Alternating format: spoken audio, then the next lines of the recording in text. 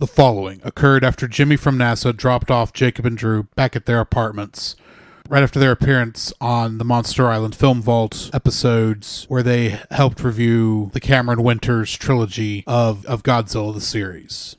All right, thanks, Jimmy.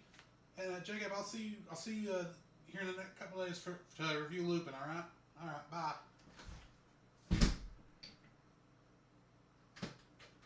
Deedlet, where are you? I need to talk with you for a minute. There you are. Are you alright, Deedlet? You just got a little emotional back there? Believe it or not, Deedlet, I understand why you got emotional. We did get a little... I was picking on you a little bit because of all that, but... You can't just leave me and Jacob on the other side of the world like that. I know you're sorry. Thankfully, Jimmy was able to give us a ride back in Uber Mogra, but I'm not trying to be mean or anything, Deedlet, but I'm confused. I mean, I know you're an AI, and I know you can simulate some emotions, but I know. I'm sorry. I don't mean to get on to you. I'm just confused, Deedlet. I'm sorry. But before we address my confusion, are you feeling better? Kinda? It's alright. So, you got a crush on Nigel? I'm not making fun of you. I'm just trying to make sure I understand. I mean, it's okay, Deal. I mean, the only real question I would think about on that is, I mean, he's not as advanced in AI as you are, right? I'm just making sure you understand. I mean, I know on the show he's played the comedic effect, and admittedly, I've never met the robot myself. So I mean, he's so easily hackable by everybody. I'm sorry, I can't think of the guy's name right now.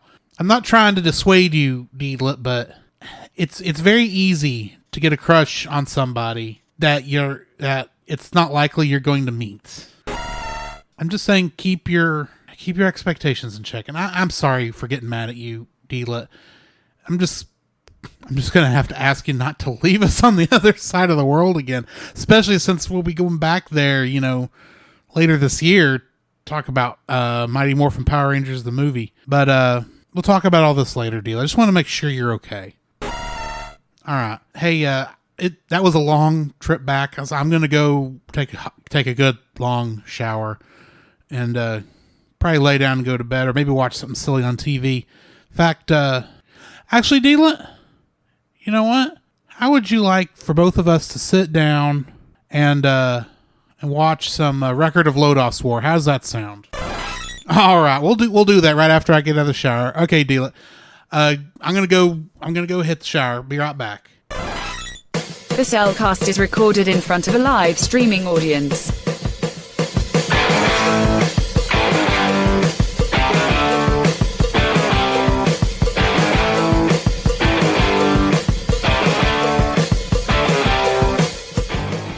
Hello and welcome to another episode of the Cellcast. Joining me today is a man who, he just can't get his diary open. Welcome, Jacob. Yeah, it's kind of a pain in the butt when you don't know the combination to your own diary, and then you got to figure it out by using a girl that whatever. It's complicated. Why? Thank you. Let me introduce our co-host, a man who, being very inspired by the Inspector's movie, Drew. Welcome, Drew. Well, he always says Lupin. Oh yeah, because he's always wanting to get Lupin. Lupin. Right. Welcome, Drew. So how are you doing, Jacob? Man, I am doing very well. It has been it's been a good week. It's been a long week, and it's only Tuesday. I agree. Yeah. It has been a very long week because I'm stuck working 12-hour shifts Monday through Thursday. Oh, right poor now. brother. Poor brother. So I literally got off work an hour ago. Ugh. So yeah, hopefully I won't just crash in the middle of the stream. Yeah, let's hope not, because that would be kind of weird trying to control over here. No offense, you would probably get lost. Ow! Burn! No, it's. I don't mean that in a bad way. Okay. I mean, thankfully everything's kind of running automatically. Yeah. It'd be really good once this music finally finishes, because for some reason Riverside increases the volume even though I have it set to turn down, That is weird. which is annoying. I think It I sounds can worse in our manage live my own. stream than it does on the actual Right. show. Right. My apologies for that. And now I'm vamping until I can scroll down. Well, just keep All right. vamping. So, trivia time for this week. Who was Lupin III's grandfather's nemesis that he went up against in his first story? It's very. There are two acceptable answers. It's very elementary. Yes, indeed. You gonna say it or not? I'll let them say it. Oh, okay. Well, technically, both Josh Adams and David Gardner, while they answered differently, both got it right. Right. Because Josh Adams said Sherlock Holmes, Mm-hmm. which after the copyright laws finally got invented, they had to change it to, as David Gardner put it, Herlock Sholmes. Because, yeah, that's an interesting thing. I think this is one of the things that caused copyright to really be a thing Yeah, I can at imagine. this point, especially internationally, is my understanding, which is Yeah. ironic when you consider Lupin the Third got in trouble with the estate of Maurice Leblanc, the guy who wrote the original Arsène Lupin Yeah. stories, because they didn't legally get the rights to do so Oh. when Monkey Punch created the manga and the anime. So that's why they always have to call him, pronounce his name in the Japanese way of Lupin instead of Lupin, as is a little easier to see. Okay, gotcha. Actually, I don't Makes even sense. know if in French if you say Lupin or Lupin or whatever, but they have to put the stress on the A legally. Lupin. Except now it no longer matters. You want to know why? Why? Because all of the Lupin, the original Lupin novels are in public domain. Okay. So it no longer matters. But anyway. So Lupin. Yeah, but they're still going Lupin now because that's the closest to the thing. Also, that's why when we did Castle Cagliostro, you'll remember the even though we watched the newest dub of that, Yeah. their first English dub did not call him Lupin. Yeah, they called him Wolf Wolf. Oh. because of Lupine. Yeah, Lupin. And they were not sure if they could actually use the name Lupin in the show. In fact, the original one was just called The Castle of Cagliostro. The Lupin the Third title wasn't even on it. Huh. But anyway, I am just going crazy, vamping here again. Anything? What did you do this week? Let's see. I visited my parents over the weekend. Had a great time. Was able to get a few things done. Watched the TV show and had something very interesting happen, which I won't repeat here. I'll talk to Drew later on it. This was interesting.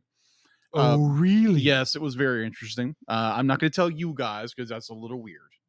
It's nothing bad. It's just it was something that happened, something that got settled very easily, and it's no longer an issue. I can unplug the soundboard and you can tell me.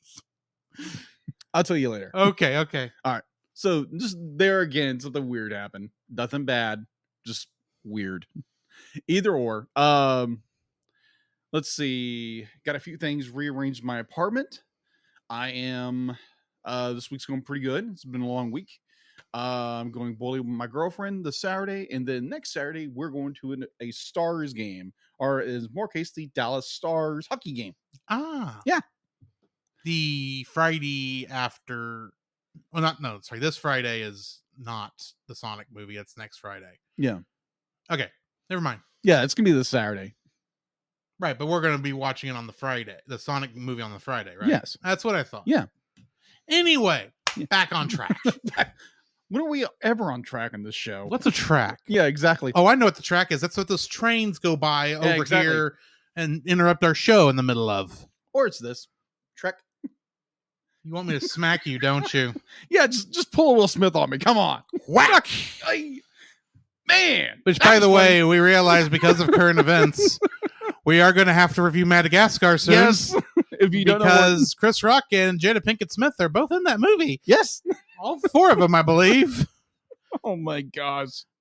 Oh my. Yes. So Yeah. what have you been watching? What have I been watching? So Hang on. Actually, I need to talk about what I did. What have you been doing? So here's the thing. Between our podcast that we normally do, Yes. the guest hosting that we did on Monster Island Film Vault, Yes. that was recorded live but has not been released yet. Do we have a release date yet? No. Okay. We'll get there he'll get there when he gets there is kind Got of what I understand. He's got he's got 2 episodes that need to be released before ours. Yeah. So he's got a little bit of time on that. Yeah.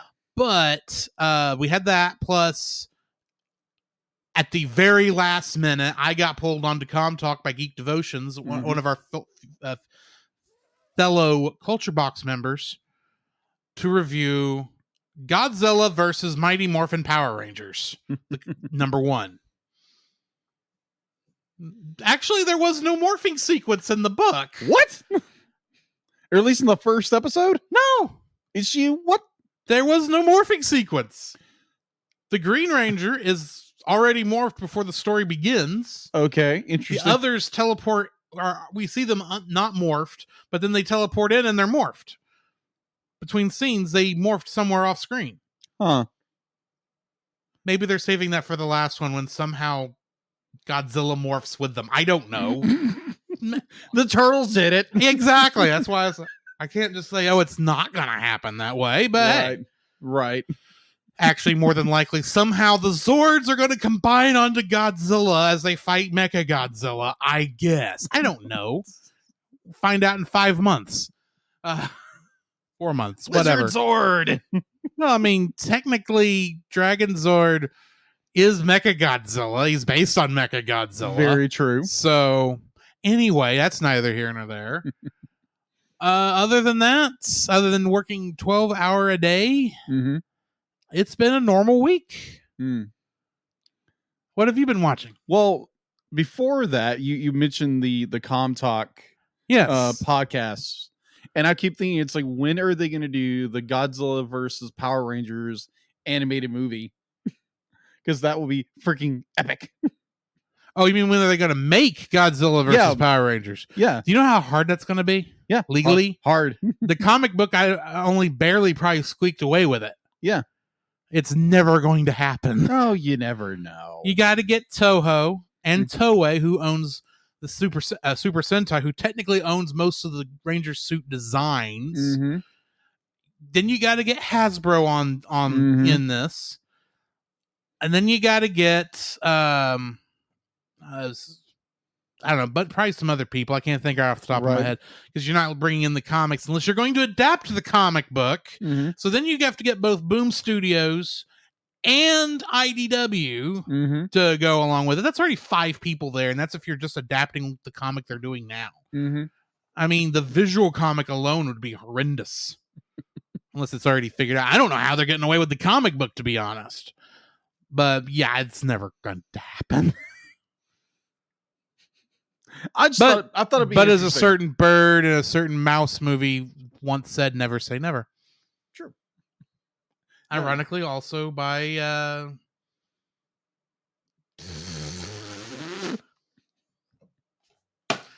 we just did 2 of his movies recently. Oh, you're talking about oh wow, I'm using nerd animation points here. Don Bluth. Don Bluth. Thank you. Don Bluth. Like another Don Bluth movie once said that involved a mouse and a bird that thankfully was not Giacomo. Thank the Lord. Never say never. Although I think his song was just about as annoying. But moving on. Yes. Moving on. What have you been watching? So I was over at my parents' place this weekend, and they decided that my dad was going to watch something Marvel-ish, as in the Marvel Studios movies. And so he was looking at, I believe it was like the Winter Soldier, the Falcon and the Winter Soldier. Oh, the And show? yeah, so Jim, my brother Jim, was like, "It's like no, you got to watch WandaVision first." No, you don't. Those two shows have virtually nothing to do Oh, with each I other. know. I mean, WandaVision's a very good show. Yeah. Do not get me wrong. Right. But technically, yeah, you could watch either one of those in any order because by all technical accounts, Falcon and the Winter Soldier was originally supposed to be out first. But anyway. Yeah, so we wound up watching the entire, I think, 9 episodes of WandaVision. Good show. Yeah. So I think this is the first time actually watching it on like a actual television, because beforehand I was watching it on my phone. So yeah, the days before I had internet on my apartment. Yeah. So yeah, that was interesting. Like, wow, oh wow, this is really good. Oh my gosh, immediately you can see the strings of what's going on before. It's like, oh my gosh, do not let this person in your house.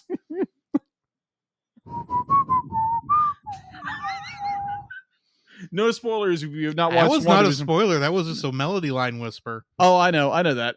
But it's just like no spoilers. If you have not seen WandaVision, go watch it. It's an amazing show. If you're a comic nerd to just a regular TV viewer, go watch WandaVision. If you enjoy classic sitcoms, yes, well, exactly. I know somebody in our chat will disagree with me, but if you like classic sitcoms and can appreciate an update and a making fun of somewhat lovingly mocking, go watch WandaVision. Yeah.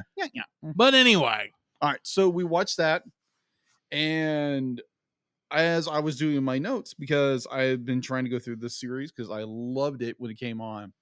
And I've watched the entire series through already once before, and I'm rewatching Transformers Prime on Netflix. Which is really good. And I have to say is big props to Steve Bloom, who voices Starscream. It's just like, oh my gosh, genius. Like the fact that they got Megatron Welker, like Frank Welker, and sorry, I always think Frank Megatron Welker. I love that. Oh, and Peter Optimus Prime, Peter Cullen to reprise their roles from the original show, and then you get just like the cream of the crop, amazing voice actor of Bloom to do Starscream. If you've never heard it, it's amazing. Go watch it. It's on Netflix. If you subscribe to Netflix, which most people are, and you have a nostalgia for 80s cartoons like I do, or just really, really good animation or really good storytelling, it's worth a watch. I think I just finished the episode where the kids get trapped in a fourth dimension with a zombified Decepticon. And they have to use a severed arm to get out of there. Zombie robot. Yeah, zombie robot. Interesting. Yeah, something to do with Dark Energon. Very, Dark Energon. Mm-hmm. Sounds like Bat Technobabble to me. Bat Technobabble? Well, I got to thinking about it because I like the old Batman series, and they like to explain like over everything, but they always put the bat branding on the front of certain words. So Bat Technobabble. That's kind of what that is. Or like what I'm calling it now. Like Star Trek. No, that's just regular Technobabble. Oh, okay. Bat Technobabble is when your Technobabble has some sort of branding that only works on your show. Yeah, makes sense. And anytime the word Energon is going to be used, that is definitely Transformers. Very true. But anyway. All right. So yeah, that is all I've been watching. So what have you been watching, Drew, or playing? What have I been watching and or playing? I haven't had a chance to watch a whole too much in the past week because, there was those 3 episodes of Godzilla the series that needed to get watched, but I watched that before then. But, life happens. Yes. And with 12-hour days, I don't get a chance to watch much of anything. Play-wise, I, of course, played Super Mario RPG Saturday. I pulled off, for the first time in that game, a perfectly timed Geno Whirl. Okay. And what that is, for those who don't know, Super Mario RPG's battle system has this thing called timed hits, where after you start the attack, if you press the button at just the right time, you do more damage. Okay. With Geno Whirl, a little bit different from most normal timed attacks. Mm-hmm. Because most timed attacks, you go from like maybe 50 damage to like 70 damage, a little bit better, but not end of the world. Geno Whirl, if you time it just right, 9,999 damage. Wow. And you have to hit it just as the cutter leaves the screen. Mm. And I'm convinced there is only one frame in which it works. One scan one picture where it actually works. Yeah. For those of you who don't know who I'm talking about. And I pulled it off twice on stream. Wow. So Very go nice. check that out, because that was a lot of fun for me. Of course, played some Dragon Quest 11 last night. I am in the second half of that game. I was a fish for part of it. Fish. A fish. Mm. Apparently, that's how my character was saved. And also, I got to hear... There was a great part... So my character's name in that is Trunks, because for some reason, I thought he kind of looked like future Trunks from Dragon Ball Z. Right. But he really looks more like Android 17. Hmm. But I still already named the character Trunks. And there's a point where you're going through somebody's memories, specifically your grandfather's, and he remembers the day you were born and when you were named. But of course, because of technical limitations, they can't have anyone actually say your customized name. Right. So they're talking about, it's like, well, I wouldn't name him that, my dear, but if you want to name him that, sure, go ahead. Then his name shall be, and then the grandfather sneezes so hard you can't hear what name they said. But you can, Clever. but you see in the chat window your character's name. It's like, that was well done. Yes. It's a good way around that, because we know that there's no way you can actually say the character's name. But that was a lot of fun last night. And then I made two game purchases technically this weekend. Okay. One was the new Kirby and the Forgotten Land game. Okay. It came out Friday. Yeah. And then I played a little bit of it. It's actually a very good 3D platformer. Okay. Reminds me a little bit gameplay wise of like Super Mario 3D World. Give an idea as to what kind of game it's like. And then I also purchased a bundle of the 6 original Final Fantasy games, the Pixel Remaster version. Pixel Remaster. Yes. Basically, it's updated from the original games are updated to 16-bit instead of just being 8-bit. But they've gone through and made it look really good on, like, they all have like deeper colors and are closer to Amano's art style. Okay. Generally. And the music is all orchestrated. Okay. And I'm enjoying it. Now, I'm not playing that on stream. I am playing that for my own benefit. All right. So, sorry if Dragon Quest 11 had finished like I thought it was going to last 3 weeks ago, y'all would be watching me play that. But nope, now I'm just going to be playing it by myself. So neener boo boo. Other than that, I think the only other things I've had a chance to watch have been YouTube videos. Yeah. I saw one where they made an actual piano talk. Like actually talk instead of just... Did they play it to make it talk, or? It was obviously being controlled through like a MIDI controller somehow. But it was actually the keys moving up and down, but it was done in such a way where you could hear words. Interesting. But in order for it to actually work, you actually had to have subtitles on the screen for you to hear the words because of how our brains work. Interesting. Yes. It's very interesting. But yeah, other than that, that's about all I have watched.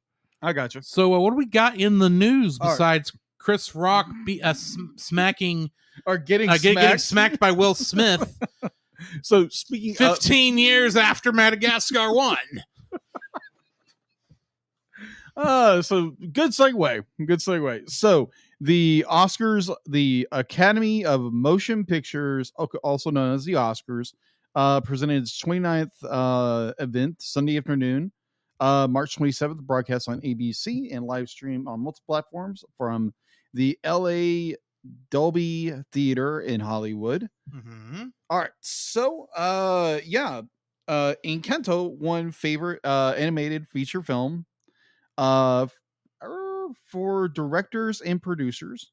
This is the fourth category victor for Disney featured animation, and it goes into something really interesting. The best animated feature category began in 2001 with Shrek, becoming the first winner, and for the 20 years, Disney has won 14 times. The only non-Disney movies to win were Shrek: Spirited Away, Wallace and Gromit: Curse the Were-Rabbit, Happy Feet, Rio, and Spider-Man Into the Spider-Verse. Good choices. Yes. All right. So the movies that were up for best animated feature were Flea, a movie I've never heard of, Luca, which we have reviewed, The Mitchells vs. Machines, which we reviewed. We've reacted to. We've not done a full we review have of it reacted yet. to. We have reacted to. And a movie we've also reacted to was Raya and the Last Dragon. Mm-hmm. And a movie we also reacted to, which was Encanto, which won. I kind of figured that would be the one that would win because it came out the most recent. Yeah. And people I can't find the news post I saw because let's face it, everything besides Chris Rock getting slapped kind of got lost in the news feed. Yeah. But they literally said, I think on the Oscars from what I saw, that the person who was presenting the award said that, let's face it, we all know these movies are for kids, and the only reason I saw Encanto was because my kid wanted to see it. Yeah. Okay, no, that's not how this works. No, it's not. Y'all people, animation is cinema also. Exactly. It ain't just you live action nerds. Sorry. I understand you want to express yourself artistically in the real world live action, but also animators do the exact same thing. At the same time, it's like you just shot yourself in the foot from any animation studio wanting to use your voice. Yeah, exactly. You're never going to be on a cartoon now, so bye-bye. You are the weakest voice actor. Goodbye. Yeah. All right, so going into favorite shorts, Afraid of the Art, Bestie, Box Ballad, Robin Hood, and the winner was the Windshield Wiper, which I've never heard of. Never heard of any of those. No. So going into that was the shorts. Yes, okay. Shorts, and I just thought that was interesting. Best visual, best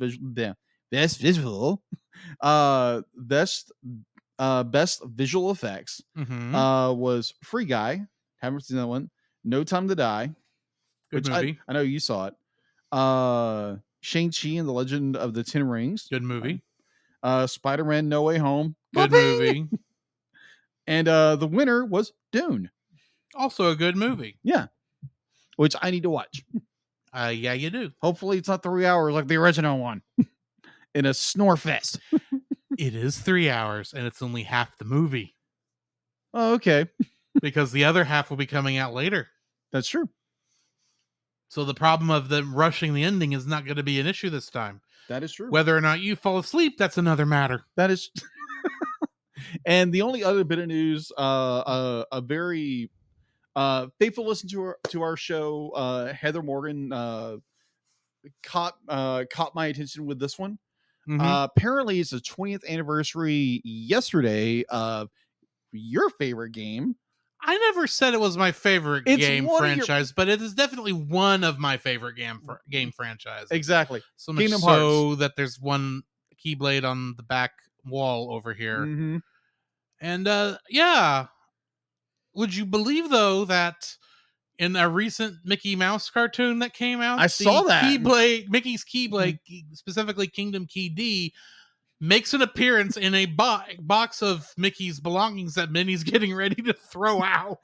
I like. This is what it looks like from the picture. I've not seen the whole cartoon yet, But it looks like Mickey must have made her mad, and she's throwing all his stuff out on the yard.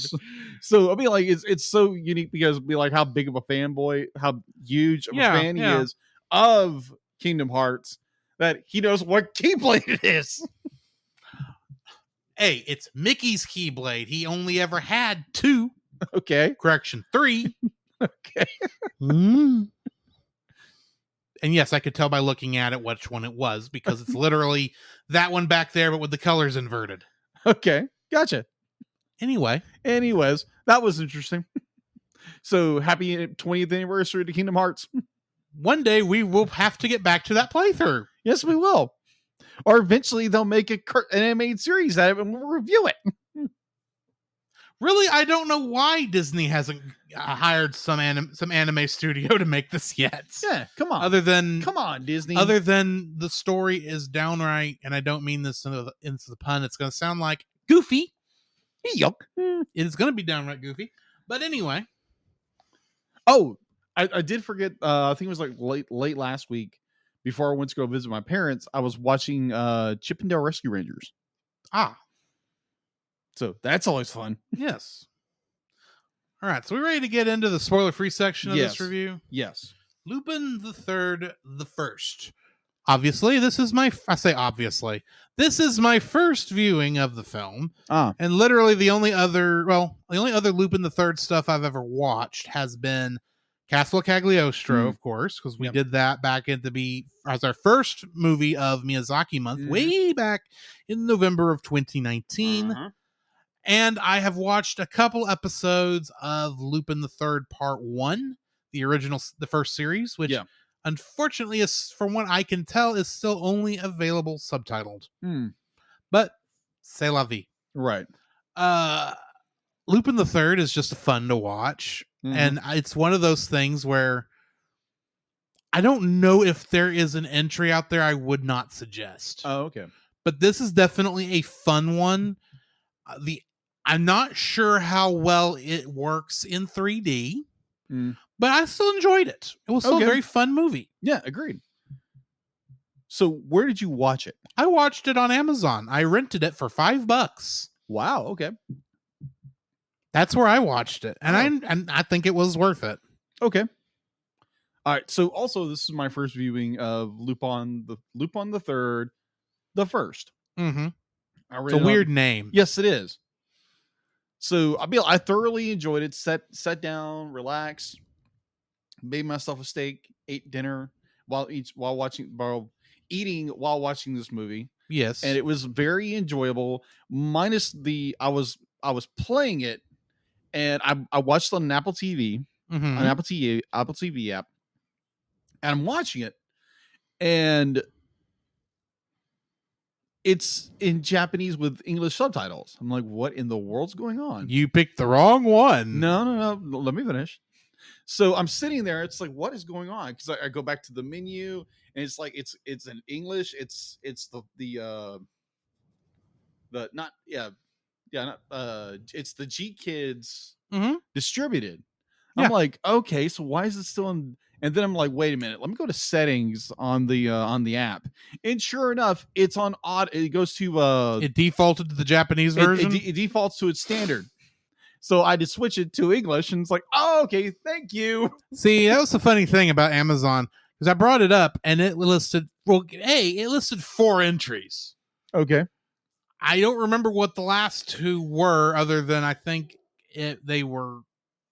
Anyway, the first 2, one was Lupin the Third English dub, and one was Lupin the Third Japanese dub. So it was literally an entirely different movie. And I'm sitting here thinking, could y'all not have just put a language selector on your player and only have 1 entry?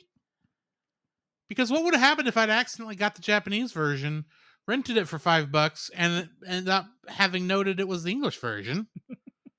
Yeah. I'm just saying, that's got to have happened. Right. So, yeah, there's that.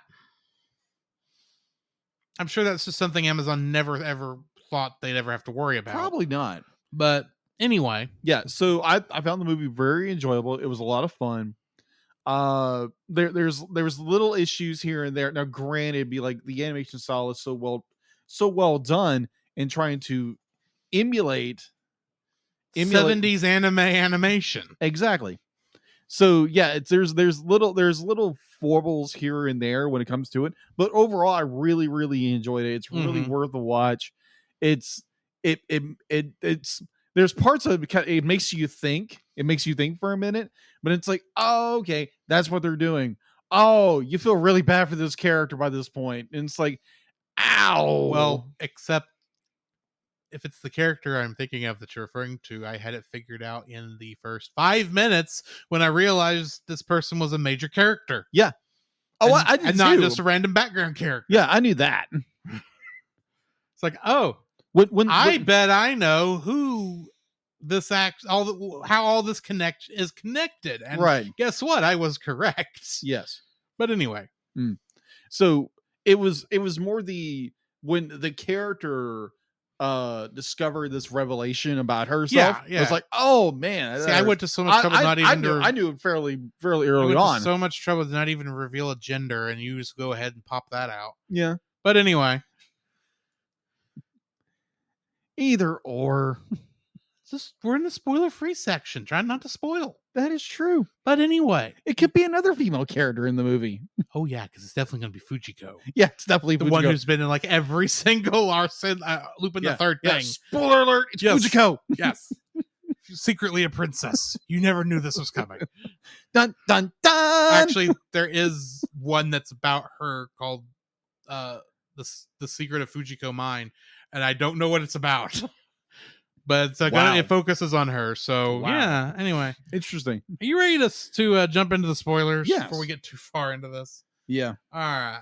Join us on the other side and we will get to spoiling this thing.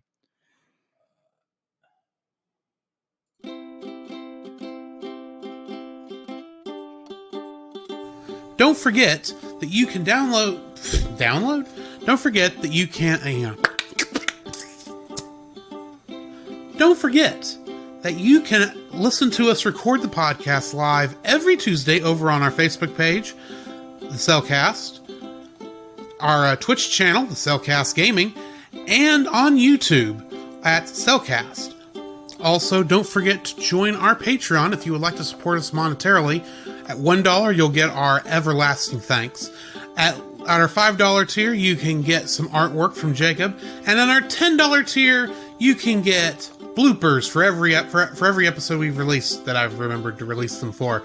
And you can get commentaries from different movies. So come check us out over there if you would like to support us financially.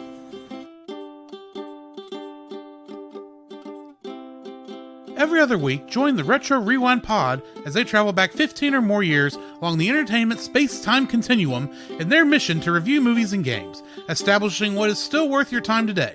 Expect fun banter and trivial insights from Francisco and Paul, the Master Interrupter Powers, and rotating guest hosts who are all out of time.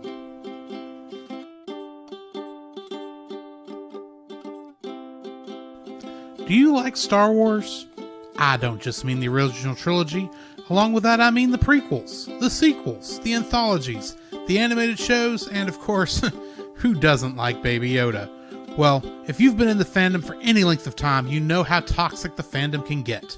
And if you'd like to be able to discuss a galaxy far, far away in a much more positive light, might I suggest searching out The Outer Rim, a Facebook group dedicated to all of Star Wars, and check out their YouTube channel, which you can easily find at Pop Americana, which the podcast you're currently listening to is also a part of. To find that and more, check out the link in the description.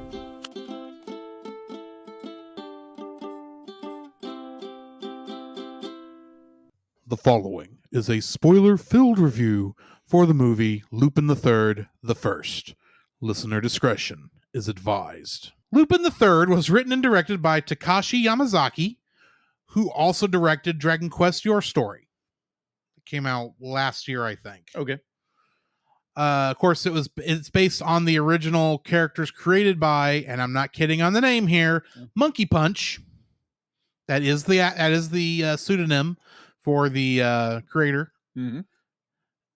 who did pass like right before this movie came out. Yeah, like 6 months before the film was released. And of course, this is technically the entire Lupin the Third franchise is a pseudo sequel to the Arsène Lupin novels by Maurice Leblanc. Mm-hmm.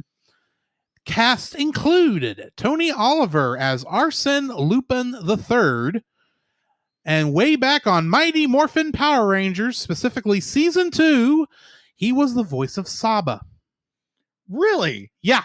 He was the voice of Saba. Few times Saba actually talked. Huh. He was the voice of Saba.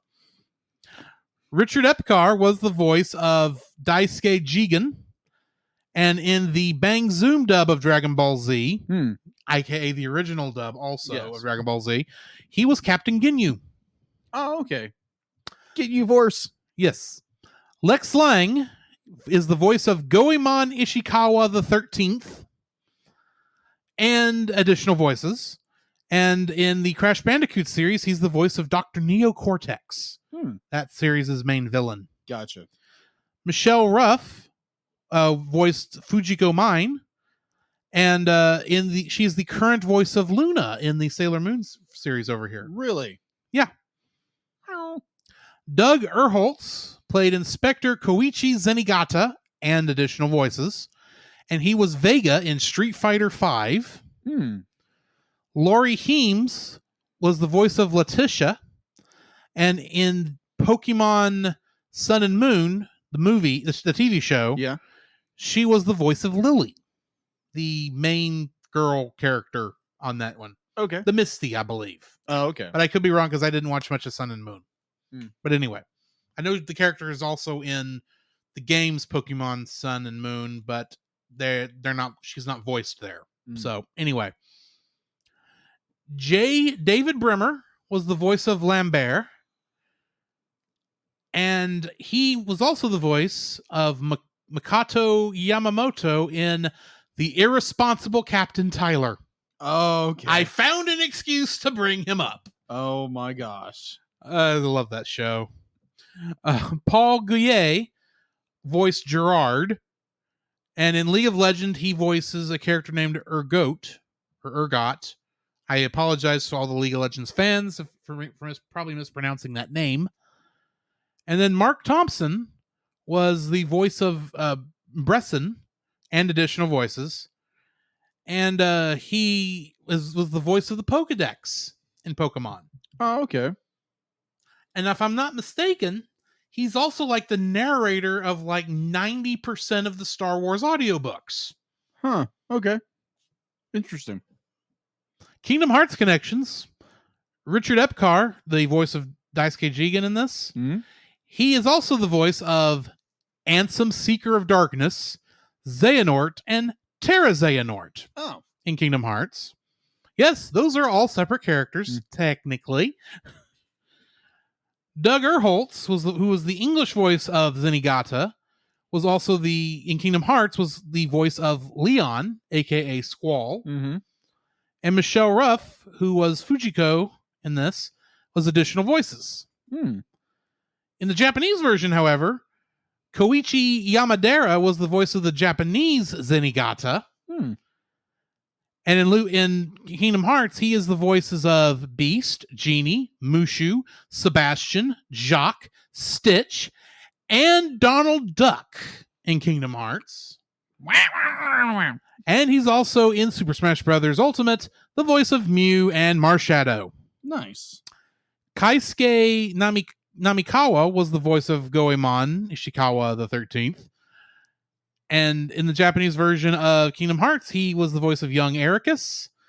And in Smash Brothers, he is the voice of both Lucario and Mimikyu. Mimikyu is the Pokemon that looks like someone made a Pikachu costume out of a trash bag. If you don't know. Okay. But anyway, that's the end of the Kingdom Hearts connections. What do we got in info and stuff? All right. So info and stuff. All right. So its IMDb score is a 6.3 out of 10. You can watch it either on where Drew watched it on Amazon Prime. I watched it on Apple Plus. It's Apple TV. Apple TV. It's on Apple TV, and I paid It's- $4.99. He paid $4.99. Yeah, and it's like on YouTube and everywhere else. Pretty much any place where you can rent the thing, it's there. All right, so its production was done by TMS Entertainment and Marza. I'm probably I pronouncing think it's it. Marza. Yeah, Marza Animation Planet. It was distributed in Japan by Toho, and in the United States, it was distributed by G Kids. Mm-hmm. Its release date. So, can you guess, Drew, where it was first screened?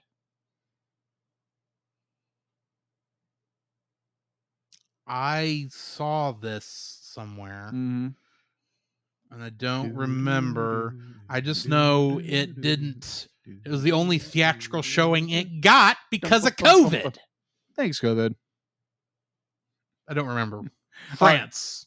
No, actually, Tokyo. That also makes sense. That makes more sense than France. So it was first showed in Tokyo on October 18th, 2019, and then on December 6th, 2019 in Japan, and then we didn't get it until here in the United States until September 22nd, 2020. Thanks, COVID. Yeah, thank you, COVID. I would have loved to have seen this in theaters. Mm-hmm. I remember this being advertised when we went to see Weathering with You. Yes. Saying it was coming up in the next couple months. Yeah. No, it didn't. Thanks, COVID. Thank you, COVID. All right, so box office. If I can read through this correctly. All right, so Filipino Films distributor Pioneer Films revealed it will open Lupin the Third the First in the Philippines on January 29th, 2019. The Thai film it's talking about the films of which the trailers are being released. So due to COVID, it had been halted to be released in Italy on. Yeah, so basically, due to COVID, this film has been delayed quite a bit throughout its production, and so it was released in 2019 and 2020, but also that was the time of the COVID when COVID came out and it just wrecked shop and wrecked the world in so many ways. Thanks, COVID. Okay, so getting to the part where we need to learn more about it. So G Kids agreed to a theater release November in the North America in the latter months of 2019. On September 22nd, 2020, G Kids released the teaser of the English dub of Lupin the Third the First. The film was confirmed to be ran in select North American theaters from October 18th of 2020. A supplement version featuring the Japanese cast was later put out on October 21st, 2020. Fathom Events distributed the film in the United States theaters on behalf of G Kids. Going to the box office. This is only the UK, or not the UK, but the United States and Canada. It doesn't give it does not give a estimated budget, so I could probably do a lot more digging and probably find the budget, but in the time frame which I had, I could not find it. So its opening weekend for the United States was fairly small. All right, so its opening was $83,000 and 83.29. Yeah, it was a pretty big number. It wasn't millions, but its U.S. gross was $245,000 and a lot of change, and its world gross was $7.5 million. So yeah, I don't know. It's anything that could give me any kind of, did it do well? Did it fail? What have you?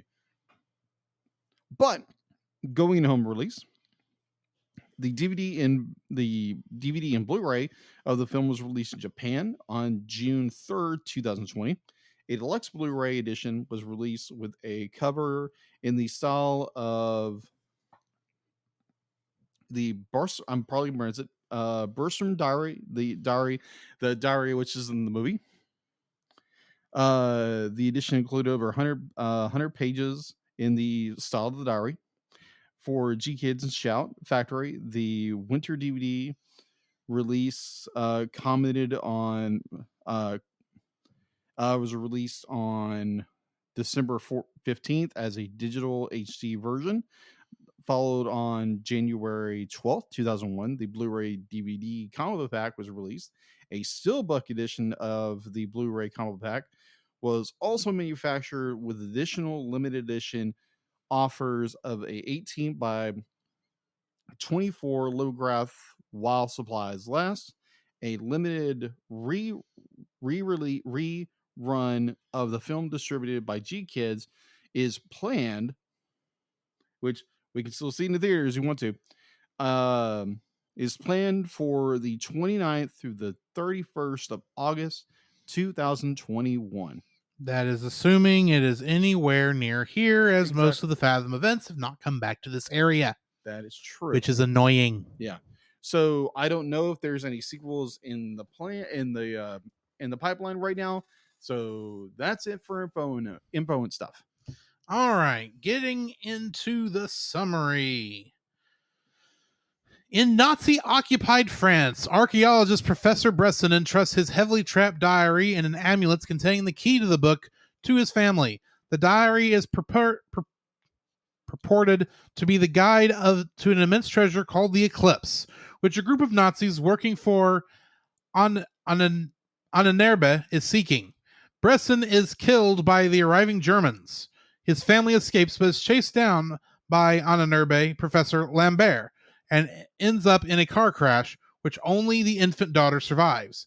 Lambert steals the amulet, but is unable to find the diary, which was lost during the chase. In the 1960s, the diary resurfaces during a memorial exhibition in Bresson's honor. Lupin III tries to steal the book, as his grandfather had unsuccessfully attempted before him, only to be foiled first by a young woman disguised as a security guard, and then by Fujiko, of course, and to be arrested by Inspector Zenigata.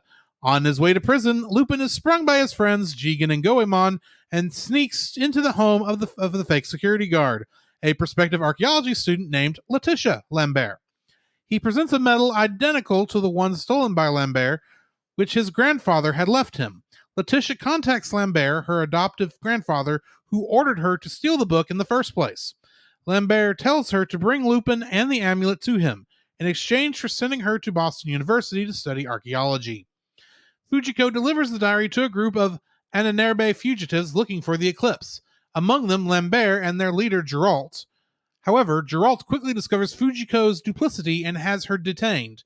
Letitia leads Lupin to Lambert's hideout, a customized transport plane, where they retrieve the book and the counterpart to Lupin's amulet.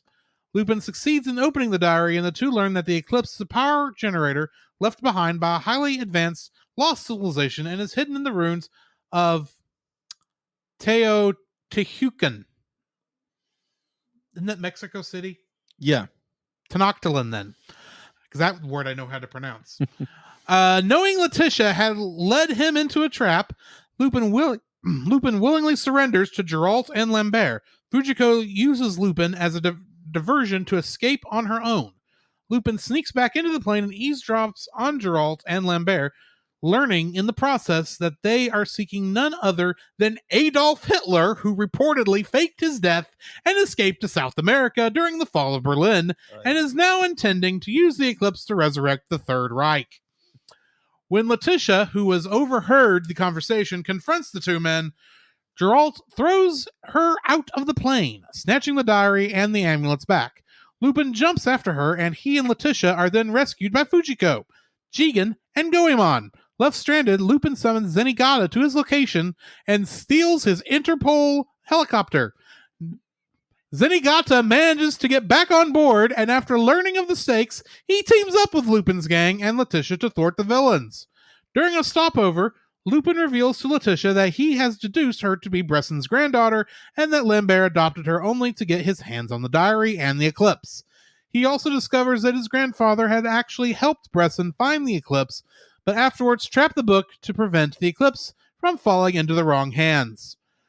Geralt and Lambert find the eclipse's hiding place, but are unable to proceed past its traps without the diary, forcing them to return to where they left Lupin.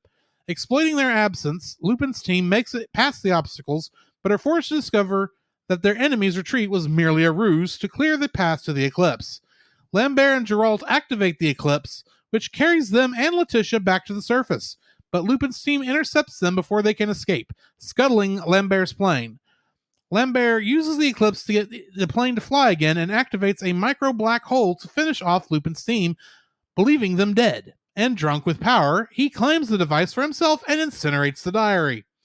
When he prepares to use the eclipse to destroy Berlin, Geralt fights him, and Letitia takes control of the device. Geralt shoots at her, but Lambert takes the bullets for her and dies. Right afterwards, Geralt receives the news that Hitler has been located and takes the eclipse and Letitia to him. When Geralt arrives at the Ahnenerbe headquarters, he meets with Hitler and the two depart on the eclipse to test its capabilities. Left behind, Letitia discovers that Lupin's gang have beaten Geralt to the base with the help of Zenigata and Interpol, and Lupin has disguised himself as none other than Adolf Hitler. Back on the eclipse, Lupin reveals this to Geralt and attacks him, but Lupin tampers with the eclipse controls to release a micro black hole inside the eclipse. Geralt is sucked into the hole and perishes, while Lupin barely escapes with a gravity device he kept from the Teotihuacan ruins. After a fond but hasty goodbye to Letitia and gifting her with the gravity device that he had stolen earlier, and her enrollment into Boston, Lupin and his associates rush to escape Zenigata's ever-zealous attention. Getting into the trivia for this episode, this film is dedicated to Monkey Punch, the creator of Lupin III, who died in April 2019, 6 months before the film's release. Bringing Lupin III into the 3D format was one of Monkey Punch's most cherished goals, and before his passing, he was able to see a preview of the film's footage during post-production. When Monkey Punch saw the footage, he stated, "I have been looking forward to a 3D CG Lupin III for a long time. I've taken a look at the characters and story. It looks like this Lupin will come packed with new sensations, and I'm getting excited just thinking about how the film will turn out." Takashi Yamazaki cites Lupin III, The Castle of Cagliostro from 1979, as an influence on this film, describing it as one of his favorite films. And last but not least, this movie theorizes about the possibility that Adolf Hitler was not dead in 1945, escaping from Germany in the days previous to the fall of Berlin in 1945 at the end of World War II and living hidden in Latino America. Latin America, yes. It has been strongly theorized in the 70s, when the film takes place, that Hitler, as other members of the Third Reich staff, could have escaped to live hidden in Latin America. However, the lack of any evidence about it turned this conspiracy theory into an urban legend. And also the fact being a history nut myself. He died. Yeah, he died. See, cyanide and a bullet to the head, and they found his jaw. Or correction, the Soviet Union found his jaw. And I was really hoping you would wait until after I had said this bit of trivia before you said something, and I'm thankful you did. Okay. Because I was going to have to interrupt you anyway.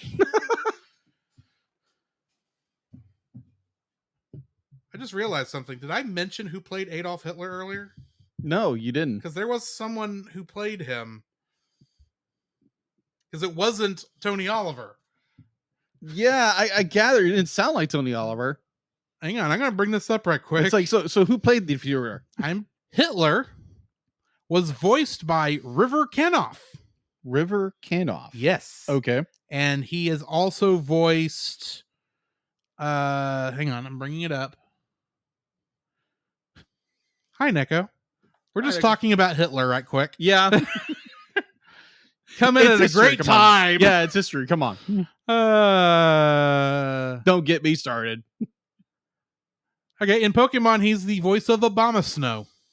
Obama Snow? It's one of the Pokemon. Literally short for Abominable Snowman. Oh, okay. Not Obama Snow. Obama Snow. I was going to say a word. Yes, but I know what it sounds like. Yes. Trust me. Yeah, and I don't see anything else of interest. But yeah. Okay. No, Neko, don't put a pic of Hitler on Discord. Yeah, don't do that. Please don't do that. All right. You want a firestorm?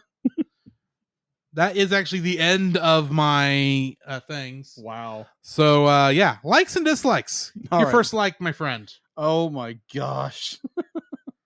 All right, so my first like, and here we go. The oh my gosh, the animation in this movie. I love the animation because they do very well adjust to using the 1970s animation style from Lupin the Third, Castle of Castiel. How do you pronounce it? Well, Castle Cagliostro is what you're trying to say, Yes. but I mean, all of the Lupin the Third 2D animation all the from very this era. similar art style. Same animation style. Yeah. It doesn't quite feel like Miyazaki. Right. But I mean, it fits what they were doing at the time. It does be like it's very fluid, definitely how Lupin moves. And it's just be like, oh, okay, it's like I'm watching the old cartoons or the old anime movies or what have you. But in 3D. In 3D, done very well. And they pick up on the subtle gestures of how Lupin moves. Mm-hmm. And Jigen. Thank you. I love how they do so good a job of hiding his eyes with his hat. Yes. Just like the old show does. Yes. Oh, if you can't tell, this is also my number one. So I'm going to just be coming in the middle of his stuff. Yeah. So just supporting him because I agree. Yeah. The animation is just like, it's top notch. Oh my God. When you get into the very beginning of the film, you go into the very end of World War II, where you're seeing the conversation between the I think it's the mother and the father and Bresson. And it's just like, oh my gosh, be like, and there was a short minute there I had to double check. It's like, I am watching the correct movie because this does not look like what I think of when I think of Lupin the Third. Exactly, just like the highly detailed sculpt of the faces and like their expressions, it's and how almost too realistic for what it is. Yeah, it doesn't go into the. It doesn't go into the unfathomable depths of unrealism. I mean the uncanny valley? The uncanny valley, using that word too. Going into the uncanny valley, but it does a very, very, very good job of keeping with the art style from the 70s and how that art style has kind of stayed with Lupin the Third, or Woof. I can't help it. Okay, when you say the character was renamed Wolf at some point, yes. Okay, he's Lupin Wolf the Third. Silly name, but anyway, what tricks are for wolves? No, either Kaookie Crisp is for wolves. Exactly. But either way, that all beside, I really enjoy the animation. It was really a joy just to watch there again Lupin the Third come to life in 3D, and to hear that the creator of Lupin the Third, Monkey Punch, was excited to see the pre-production work, and to see animatics and see the character come to life. That kind of brings joy to my heart, because you get to see an artist. He doesn't get to see the full thing because he died 6 months before the movie, right? And just that he got to see a little bit of it. It's just like really, really cool, because it was one of his like deepest ambitions to get to see it in 3D. See it in 3D. Which honestly, after you see something like Toy Story that first time, and let's face it, we all thought 3D was the future, and it was technically. Yeah. So I can understand. It's like, yeah, we need to adapt this classic thing in there where it's going to look good. But you have to admit, for a while there, 3D animation was not 2D animation in terms of how they did stuff. But this does feel like they used the stretch and squash? Yeah, stretch and squash. Stretch and squash of 2D animation. There's plenty of points in time where it's like you can tell like they would throw in like he wouldn't stay as the normal model. The model would elongate to allow streams of, especially during speedy points. Oh yeah. But then at the same time, the so much of like the stuff with the plane and the zero grav, the black hole generator, the eclipse, felt like it was like a modern 3D like movie. Oh yeah. It felt like a modern movie, but yet at the same time you've got Lupin and Zenigata and all these other people, and you're looking at it going, yeah, I like this. This has just got enough mixture of that 2D and the 3D, and it works. There's some issues, but I'll get to them later. Yeah, exactly. So animation top notch in this film. Be like there's points where it's like, oh my gosh. Be like they did this in this film, and it's like, whoa. And my third, like, I'm gonna get there because I love it. They brought this up and it was part of the movie. I was like, oh my gosh, my nerdy history heart went bonkers watching this. So yes, that was my first, like, is just animation. Mwah. Fresh, yeah, you know what I'm saying. Yes. French kiss. Mwah. Exactly. What's your verse? I just talked about my first with you. Okay, all right. So now move on to the second. All right, so moving on to the second, as I get my tablet up. Because otherwise we're just going to be copying each other on that one. So you said a lot of what I thought. I threw in the additions I wanted. I'll throw in one more. Just one more real quick. Go for it. If you remember back to our Lupin the Third Castle of Cagliostro review, Lupin the Third, we both lamented the tragedy of what little Goemon got to do in that movie. Yeah, oh my gosh. Goemon in this movie got it on. Yes. Oh my gosh. His character was so well handled, and he got two great parts. And my favorite moment from this movie is going to be that part where he's jumped onto the plane. He does. You see him pull the samurai sword out in that classic samurai move, puts the sword back, jumps back to the plane that they're flying from, and then just as he puts the sword back in, as it always, that's when the whole wig just falls off. I was like, that is the most awesome, epic thing. Thank you, Goemon, for actually getting to do your thing. And then poor Goemon. Oh my God, the sword. He had to leave the sword behind so they could cross. It's like, well, I'm glad you got it back before you left. So speaking of my second leg is actually the three trials. Yes. In order to get to the device. It's just more like, oh my gosh, it's the one they had to find the eye, and just like all this, because it's using riddles, and they're using oh crow, what is that? The clues. Yeah, the clues in which to. I'm trying to remember the tablet in which they based it off. It's the oh come on, but either or. I just know that on that first one, they had to find which one of those eyes was all the other eyes were looking at. And then the second one, they had to cause the bridge to be built out of the stars by Goemon putting down his sword. And his reaction to it is like, I can't do this. And be like, no, you cannot have my sword. I'm thinking, Goemon, just pick up the sword as you go across, and then the bridge will probably stay as long as you keep it parallel to that line. Yeah, you're fine. Yes, but it's just like the fact to be like Goemon, just be like, is Goemon, right? Yeah, it's Goemon. I don't want to say Gobemon.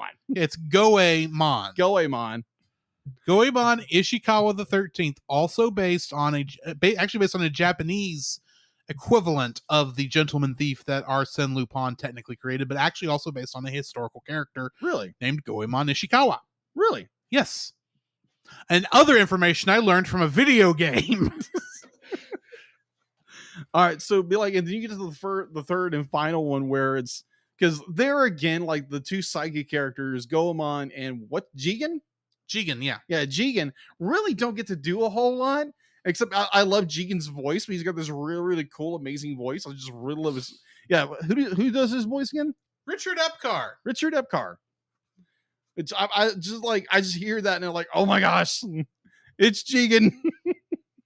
But there again, be like I think of Lupin the Third, Castle of Cagliostro. Cagliostro. Thank you. I get tongue tied very easily. Yeah, It is a European name. It is very European. No, I mean it's actually the name of a place in Europe. Yes. But anyway, yeah. So it's more you get to see these two characters shine. They actually to do something for a change, and Jigen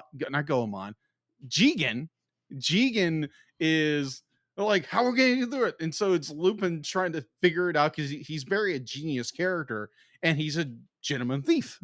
So I was like, huh. I think my grandfather did something like this. So he sees his father's cap. Grandfather's cap. Sorry, because there's this historical or the genealogical inheritance of the two characters in this movie that have connections with this. And Jigen is more like, so Lupin takes Jigen's hat and throws it into the laser beams and he cuts out all the ribbons. Like, hey, my hat. And then Lupin's genius idea, because apparently his grandfather did the exact same thing and shot a line through it and just did all these amazing Lupin stuff. I was like, dude, that's awesome. His little pose when he ends and opens the door. It's like, oh my gosh, perfect. Yes. It's just, it's very much Lupin, and you get everybody involved. They get to do something for a change. Now, granted, I have not watched all the Lupin the Third movies yet. Or TV shows for that matter. TV shows. We'll get there when we get there. But I thoroughly enjoyed those sequences. I thought it was very clever, very well done, and it involved the other characters of the cast. I thought that was fun. So yeah, that's my second. Well, you touched on mine and yours, because I love the connections to Arsène Lupin that are in this, because you get to see, like you said, his top hat and his cane. Yes. Things that are very well connected to the character of Arsène Lupin, which admittedly I have meant to go back and go through the books. I just haven't done it yet. The original Arsène Lupin novels by Maurice Leblanc. Really? Because they are on Audible. I just haven't done it yet. Because I mean, this is the same guy who they had the gall to have him go up against Sherlock Holmes. When legally he couldn't do that. Yeah. Now called Sherlock Holmes, except now it doesn't matter because both are open copyright now. Lupin and Sherlock Holmes are out of copyrights. So the character, anyone can do whatever they want with the characters. But I loved that throwback because when I saw it, the first thing that popped in my mind seeing both of those things was the cover that I had recently looked up because I was tempted to go ahead and get it before I started watching these and thought, oh yeah, that's exactly that's based almost on the cover art of those books. So I love that they threw that in there, and especially since both our main characters, Letitia and Lupin, it's about them coming back and connecting to their grandfather's legacies, because Lupin, they say that this was the only thing Lupin, the original Arsène Lupin, couldn't steal. That was a cover story. He helped the guy make it. Why would he steal it? Exactly. I thought that was clever. Yeah. So yeah, I appreciated that. That because that's the thing. They could still be somewhat mad at the fact that the original creator's estate sued him over this, but they still gave a nice credence, a nice allusion to the original creator, and it was amazing. I enjoyed it immensely. Nice. So yeah, that's my first and my second. Like, what's your third? Okay, my third is like. That's what I'm going to say. Like. So my third hit my amateur historical funny bone so hard it hurt, but it felt so good. Oh my gosh. So there again, history is history. We shouldn't blot out history because we're offended by it. Yes. We learn from our mistakes. We learn from the past in order to grow and make a brighter and better future, right? And those who fail to study history are doomed to repeat it. Exactly. And those who fail to study for their history exam are also doomed to repeat it. Yeah. So read history, people. This stuff is real. You know, like, do we really want another Adolf Hitler? No. So yeah, learn about your history. So either or. What my third like was the fact that they were not shy in any shape, form, or fashion of bringing up the Nazi regime, Mhm. bringing up the very end of World War III, World War Two. II. There hasn't been a World War III yet. Hopefully there never is. The Third Reich and Adolf Hitler. They say these names throughout the entire film. Yeah. And I'm like, And there's never a point where you think, oh, they'll shy away from it. You think Oh, you're yeah. watching through this. There's no way they're actually going to show Adolf Hitler. And they you see the picture, it's like, okay, that's probably doctored. And there's no way. There's no way they're actually going to have hired 2 voice actors, one Japanese and one English, to voice Adolf Hitler. Mhm. They did. It's like, how did you sell this to the animation company? It's like, we've got to have a 3D model of Adolf Hitler. 70-year-old Adolf Hitler, but Adolf Hitler. And also to think that, like, Japan was a part of the Axis powers during World War II. So it's interesting they did that. The idea that they were not shy, they were not afraid to use history. The fact to be like, you have your overzealous devotee to Hitler keeps calling him the Führer the entire time. Yeah. And the other thing is, it's never a point where it's like, oh yeah, it's Hitler, we hate Hitler. And yeah, they hate Hitler. All the good guys hate Hitler because they put Adolf Hitler as the ultimate villain. Mm-hmm. Exactly. And but the good thing I thought they did with this was they even portrayed both Lambert and Ricard, whatever the other guy is. Ricard. They actually explained their point of view, and without them just being mindless Nazi drones. They just actually thugs, created these 2 characters with a good reasons as to why they believed in what Hitler said and why they severely were hoping that Hitler actually was down there in South America. They actually were respectful enough to create a good story, even though it dealt with these nastier elements that we nasty like part of to history. not think about, but they were there. Exactly. That's what I applaud the animation theme for this. And honestly, if you can't have communists as your villains, Nazis are a good choice. Yeah, exactly.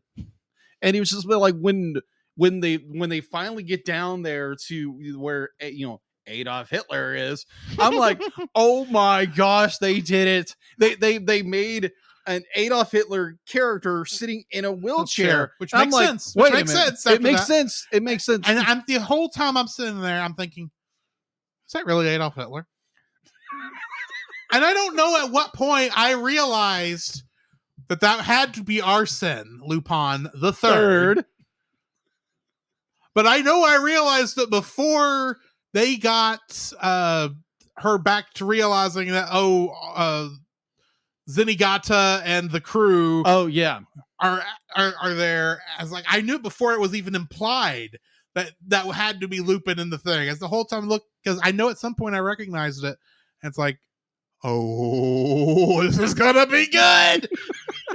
So and I loved the vocal transition from the guy who played Hitler to Lupin. It's like, that works. Oh, darn. And then of course they actually ask the question, well, if that wasn't Hitler, where is he? Oh yeah. Didn't you read your history? He died a long time ago.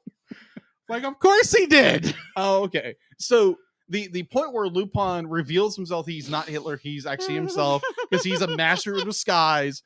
And it was something like, oh, this was a phony by the FBI back in the 70s, or a couple of years ago, 60s, 70s, somewhere 60s, 70s, in order to root out Nazi sympathizers. And truth is, historically, the FBI did that. They actually did that. They planted fake photos, the whole bit to bring out Mhm. Nazi sympathizers and Well, and those who were part of the Third Reich and we do know in there are Latin America. and we do know there are there were plenty of Nazis, not former Nazis, that fled to South America. Yeah, there was also there was the theory that Adolf Hitler did survive the fact that when Berlin fell, Joseph Stalin made it led to believe that the Allied powers that Hitler did survive and went to Latin America. Yeah. And so that's where all these theories came up. So back in the 60s and 70s, there was this big boom that Adolf Hitler was still alive and he was in Latin America. So when they brought that up, I'm like, boom! Oh my gosh, this is amazing. Because I love World War II. I'm a big nut about that kind of stuff. World War II history, let's say. Yeah, World War II history. Let's say that history, and just learning about different things and why do bad people do bad things? And I find that very fascinating because I'm a true crime nut as well. So I think it's why me and my girlfriend kind of connect in some ways. Because we're both no, you think? Really? Hi, Ashley. So yeah, just I found that very interesting. They did not shy away from the hard truths, the hard problems that you would simply in the modern society that, oh my gosh, we're offended by everything. No, it's like, you know what? We're going to talk about history. We're going to talk about things that really happened in history, and we're going to play it like it's history. And I applaud them for that. It's called historical fiction. Exactly. Well, historical science fiction, because we do have a black hole generator. That's true. That makes from a extinct ancient civilization that may or may not have ties to aliens, I think. Yeah. They don't really explain a whole lot about that. Is true. Oh, no. They didn't need to explain a lot of that. But anyway. Yeah, that made me think of, oh no, they pulled kind of a Indiana Jones 4. Oh, you mean Indiana Jones, the fan film?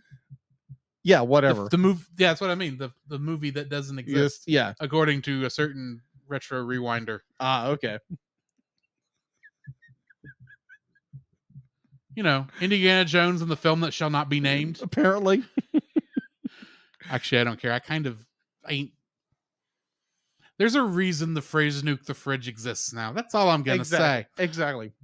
So my third like is that the director, the producers, the animators were not shy with talking about history. Yes. So there again, if you want to nuke history, don't do it. Because otherwise we will get another Adolf Hitler. And you won't know it until it's too late. So learn your history, people. Case closed. My third like, to move on. Yes. I agree with you that I liked that everybody had an important part to play in the story, even if it was small. Yes. Because here's the thing. They gave every single person in Lupin's party is important to the thing, even if they only got to do very little. Exactly. Including Zenigata. Oh my gosh. Oh my gosh. Payback is sweet. That was funny. Yes. So much funny. But, wow. I mean, it makes sense that you would keep everyone from Lupin's party going. So even though for a while there you thought, well, this was our excuse to show, at the very beginning, this was our excuse to show Jigen and Goemon. They're going to go away now because, there's no money to be made in this. They kind of hint at that, but I will still sit and go, oh yeah, they'll be back before the end of the movie. Oh yeah, easy. And of course they come back halfway through the movie and are there for the rest of it. It's like, and they go, and then my favorite part where they say, there is only one man who we can guarantee will be here at a moment's notice as long as he knows where we are. And it looks like, and they shout, and it looks like he just shouts to the sky, hey, Zenigata! And it's like, boom, right there. It's like, you called him. Okay. Just stay right there. There is some logic that makes sense here, but you still have to wonder, why did Lupin call you? Because there's no way if he wants to be actually caught. But yeah, he gets a role to play. The entire thing with Interpol comes in. Oh my Interpol gosh. works with the great thief Arsène Lupin III, Yes. which is great because Exactly. otherwise Zenigata would not be able to interact at the end of this movie because there's not the only reason. Admittedly, there's Interpol, but Right. still, that's how it's taking place on an They got there because of Interpol, Exactly. but I mean, Jigen plays a big role. Goemon, like I said earlier, gets to play a big role. Fujiko gets to play a great role because she steals the thing at the beginning, and then she's right there to help them get out of it at the end. It's like, I love you, Fujiko. You're like, there's a reason that you are the Bond girl for this entire franchise, and you always escape because unlike Bond girls, you're not stupid. Or not destined to die anyway. Exactly. And I love how she got out of the of the hold, where the plane that has the biplane with the retractable wings. Yes. Which I'm sitting there going, is that real? Does that sort of thing actually exist? Do I actually care if this exists? No, because it's awesome. And she just pushes the thing out and flies away. And Lupin's like, hey, don't leave me behind. Oh, you'll catch up. Literally. But even, of course, it's obvious that Letitia would get to play a big role in it because she's, a major character. But here's the thing. If you think back to Castle Cagliostro. The princess from that movie, didn't really get to play a big role, even though she was partly needed to help to open up the vaults where the treasure was, quote unquote. The treasure was archaeological treasure, but not really money and gold. True. Of course, this wasn't really money and gold either. But anyway, she actually got to play a big role in this as compared to the other times the guest lady was in the movie, even though the thought still was, you shouldn't get into this sort of lifestyle if you don't need to. Very true. But everybody got to play a role in this, even if it was a small role. It was much better than how Castle Cagliostro treated some of its characters. I'm looking at you, Goemon. Where like he had one line, it was uncredited. The actor was uncredited for that line, which is sad. But he got to do so much more in this. Every character was important getting in through the trials. Every character was important in capturing Gerard and, well, what was left of Lambert. Right. And and Gerard got his due in the end. It's like there's almost nothing, it would seem, to complain about this movie. So on that note, Jacob, yes, what's your first dislike? My first dislike. Now, if I could do this live, it'd be amazing. But the lip sync, I mean, like the lip sync for most of the characters were very well done. Yes, very well done. Agree. And they were two that were like, how expressive these characters are. I could see why this would be more of a problem, primarily with Lupin. Yeah, he's got a bit of a big mouth. just a little by bit. Nature. Like this big, enormous mouth. His expressions are like, hey, this kind of a little over the top. Little over the top. So you had this lip flap to get the sync right. Was like there were points where it's like he would talk, but then his mouth would continue to move because they couldn't fill the lip flap complete. So I found that it was a little annoying, but understanding that this is a Lupin the Third is a very unique character. He's a very expressive character. Yeah. And he has a Joker face. Let's say that. And let's face it, one thing that's interesting about, most localizations, most of the lip flaps are based, on the Japanese thing. So when you've got one of these moments where you've got a character whose mouth has gone huge, most of the time they're doing that because in the Japanese version, there's one syllable they're drawing out. Yes. Unfortunately, when you go put that in English, the word that you're actually drawing out may not hit where the lip flap has the draw out, and that's what causes that. Yeah, exactly. I mean, I've seen that on like even the new version of Dragon Ball Z when they did Kai. Krillin had the same problem early on in that, on a scene where it, no matter what the voice actor does, it really doesn't. The word that hits there does not fit in how he draws it out, and it sounds odd, but yeah. But here, I thought it worked a little bit better than that. But I mean, it's still one of those things where you look at and go, that could have been tightened up a little bit. If this was made in America, made with an English dub, it would have fit better. Yeah, and probably in the Japanese version, it does fit better. Yeah, I didn't watch the Japanese version, so I don't know. I almost watched the Japanese version, almost, but I found that just was like, oh, okay, the lip flaps are a little bit off, but.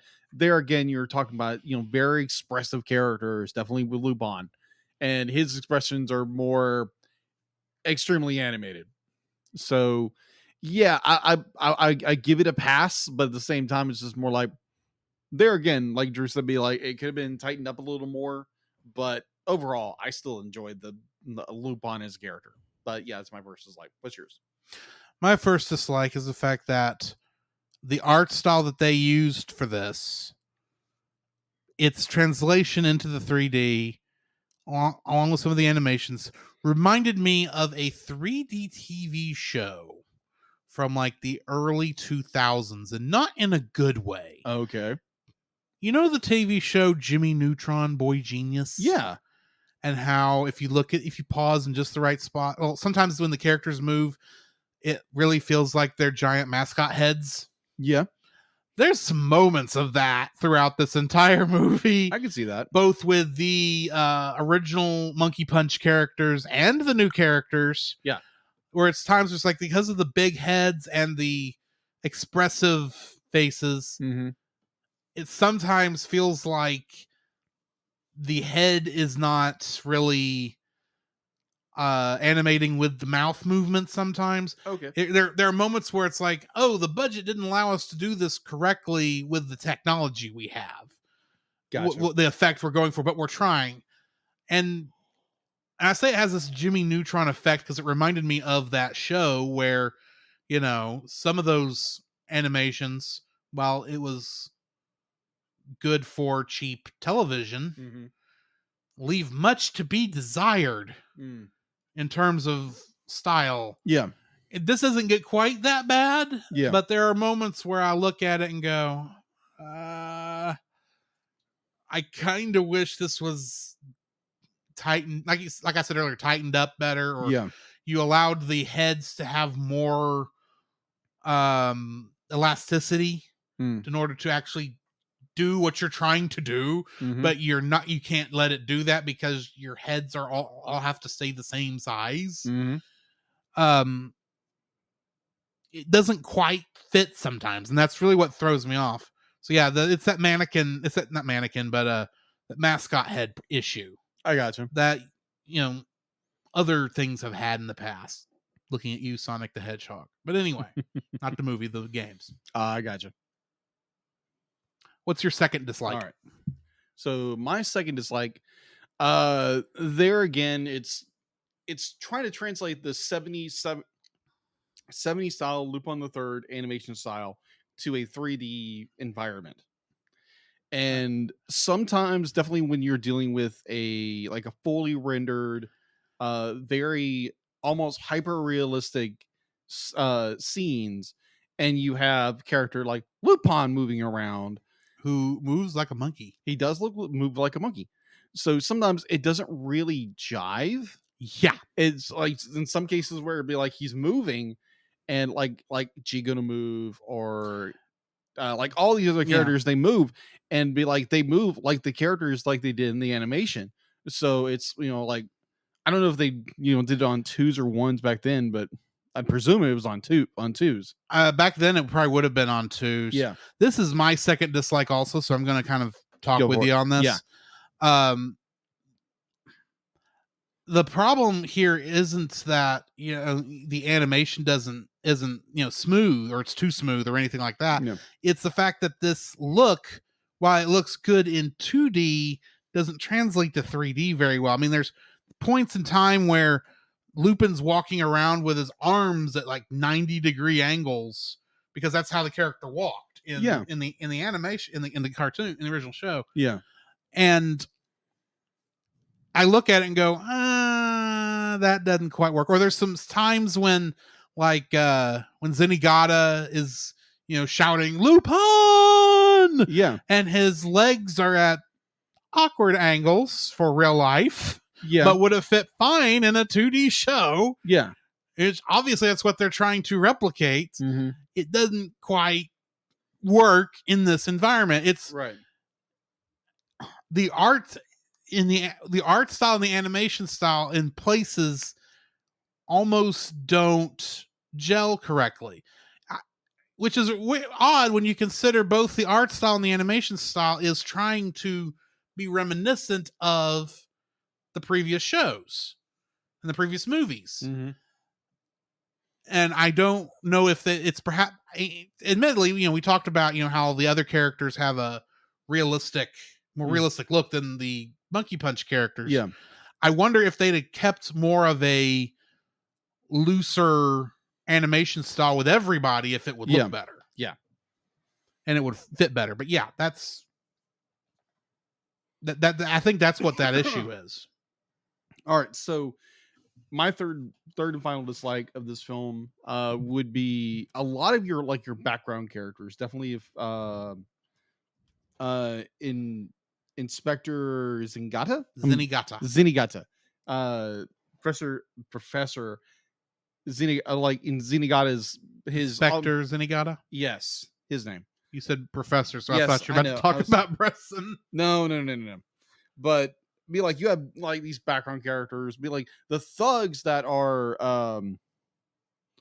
Godwit, not Godwit. Sorry, our main bad guy, Gerard. Yeah, like Gerard's character, like his henchmen, be like, they're done very well. They're done in the style, but I don't recall if the inspectors, all his henchmen, be like, they look like they're like half done 3D characters in some cases. Definitely towards the end where they're riding by in the boat and they all give the Zenigata's men. Yeah, Zenigata's men. Be like they're all just very, I don't want to say generic, but they feel a little too.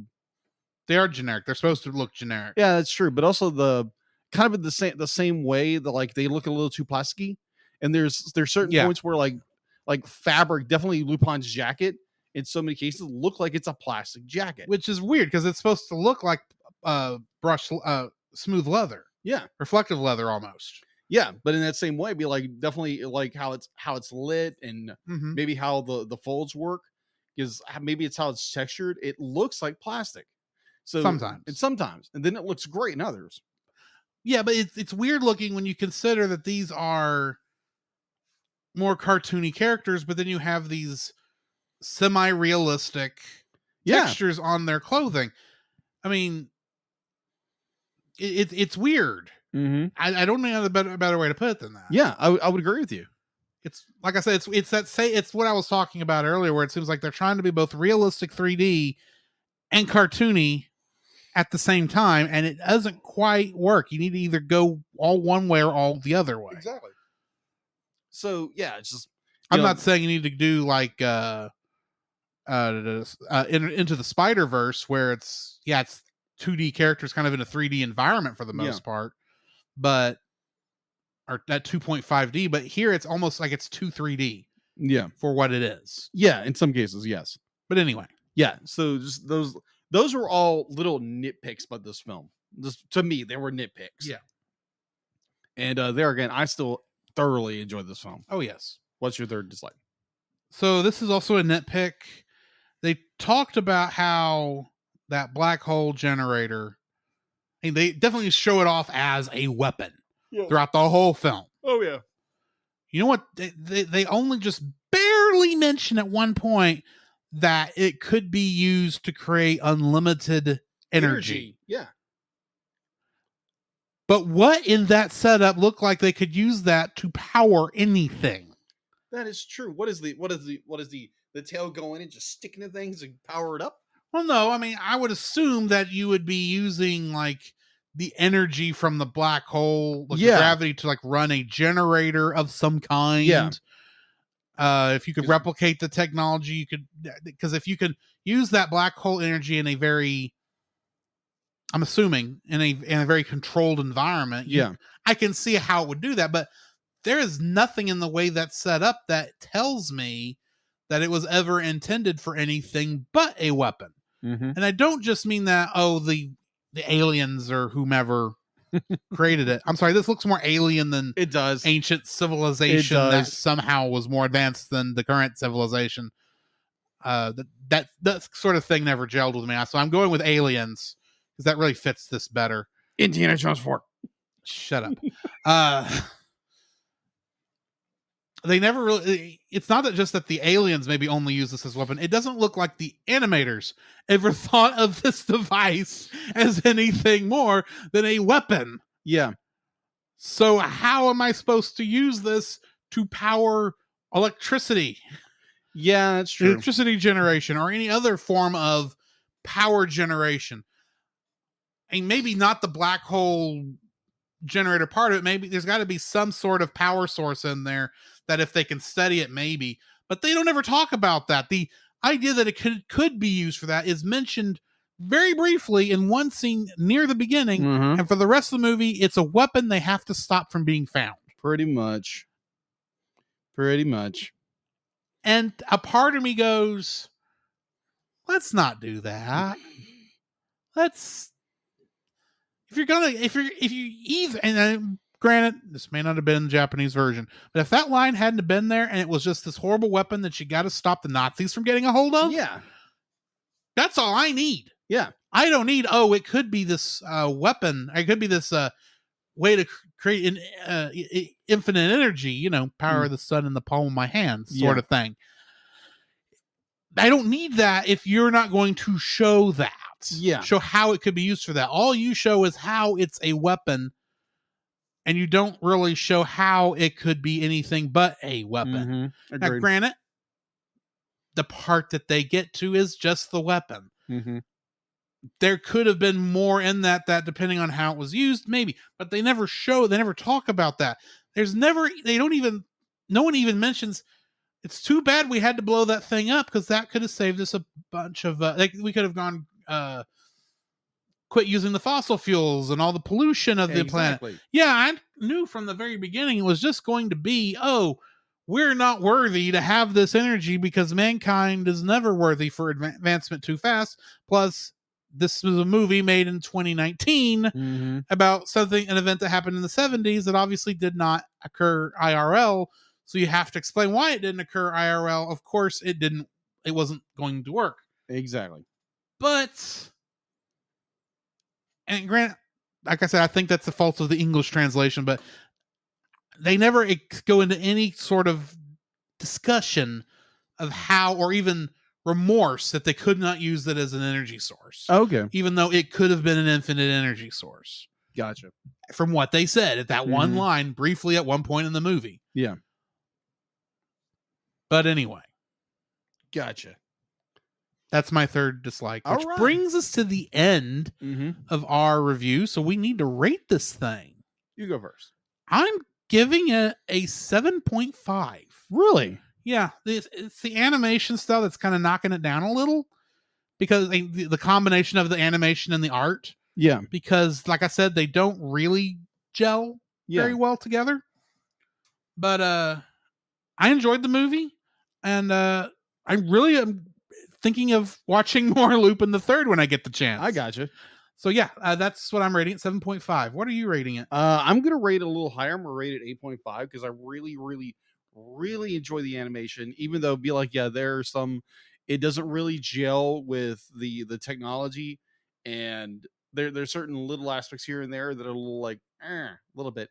But there again, those are nitpicks. Be like, I thoroughly enjoyed the movie. I thoroughly enjoyed its story. I enjoyed that they touch on history.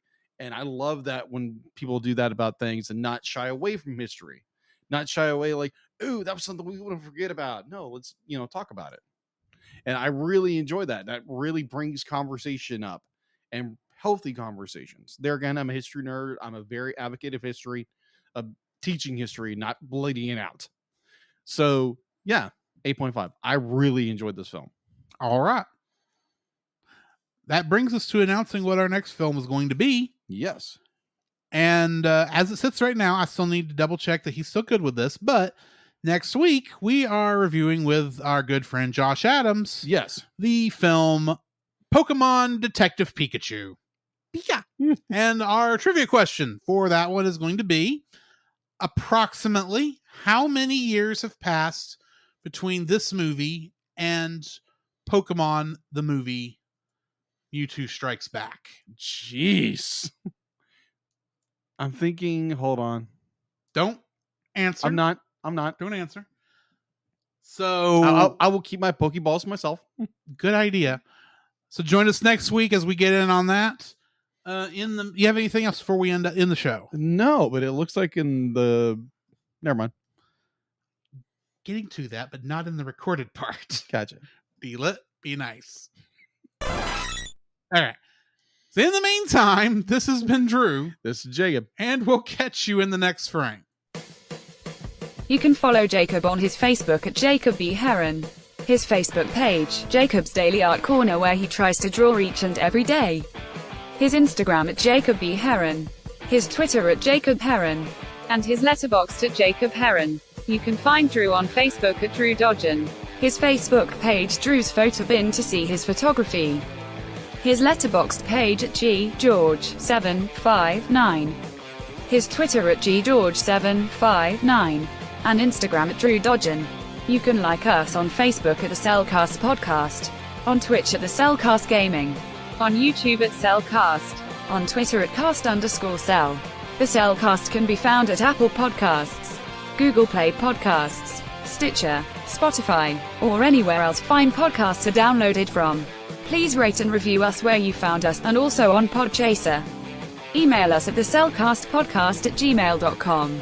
The Cellcast is a proud member of both the Pop Americana and Culture Box media networks. For more information, please see the link in the description. Our theme song is Drop and Roll by Silent Partner. And remember, that's Cell with a single L.